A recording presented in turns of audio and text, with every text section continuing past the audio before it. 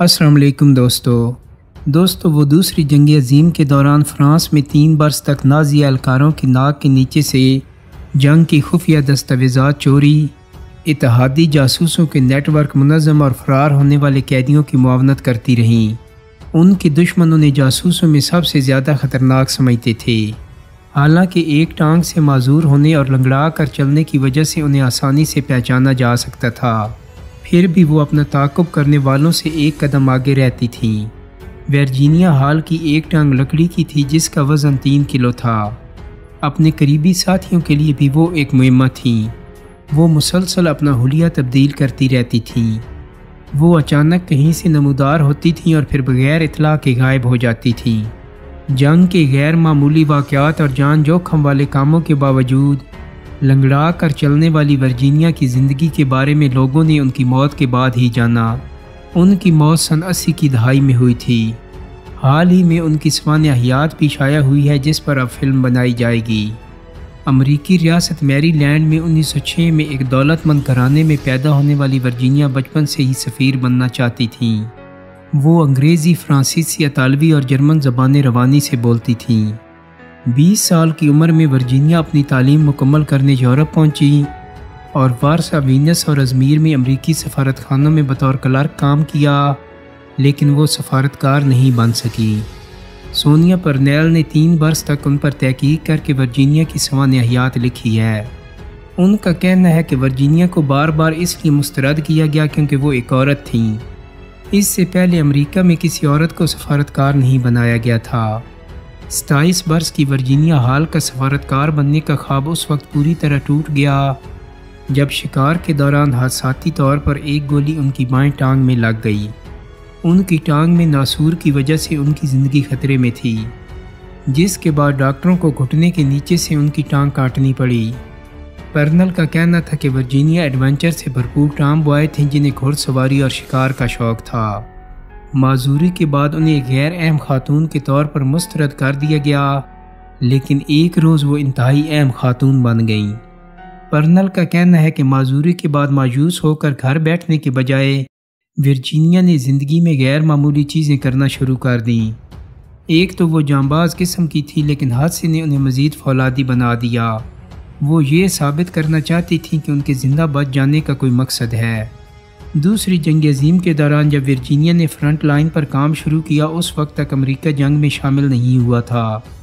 وہ بمباری اور فائرنگ کے بیچ میں فرانس میں فوجی ایمبولینس چلاتی تھیں۔ 1940 میں نازیوں کے حملے کے بعد ورجینیا کچھ عرصے کے لیے فرانس سے چلی گئی تھی۔ پرنل کا کہنا تھا کہ 1940 میں فرانس سے جانے کے بعد ورجینیا کی زندگی بدل گئی۔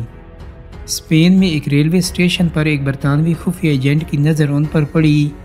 انہوں نے اس ایجنٹ کو مختصراً بتایا کہ اب تک وہ کیا کرتی رہیں اور یہ کہ آگے بہت کچھ کرنا چاہتی ہیں۔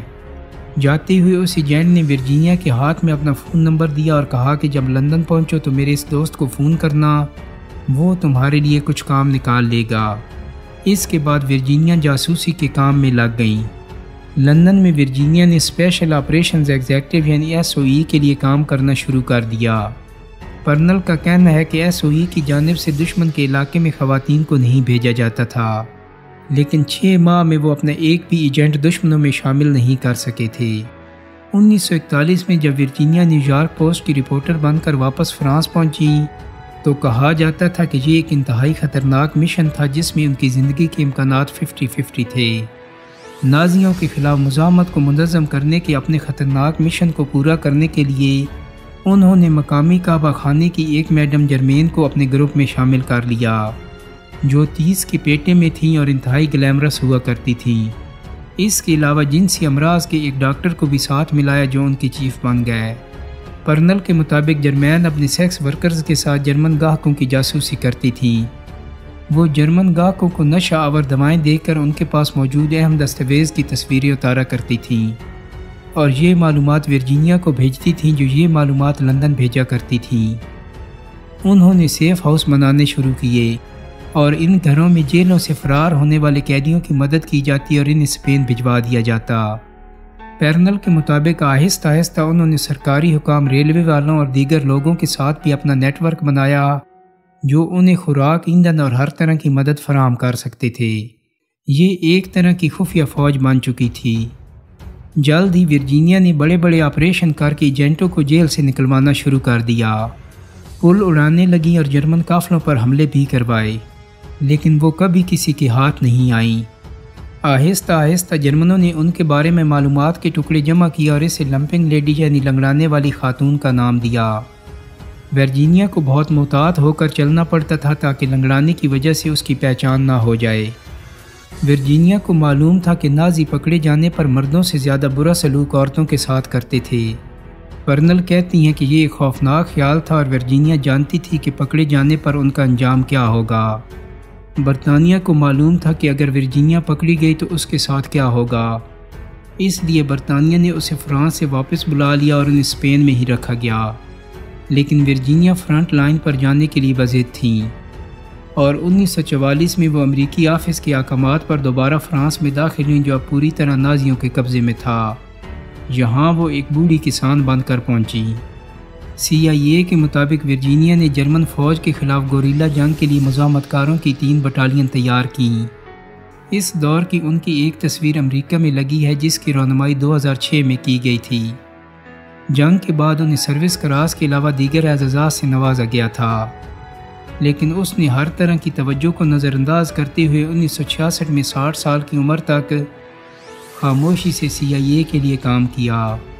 پیرنل کا کہنا ہے کہ وہ نہیں چاہتی تھی کہ لوگ اس کے بارے میں بات کریں اور وہ ایک روایتی خاتون بھی نہیں تھی۔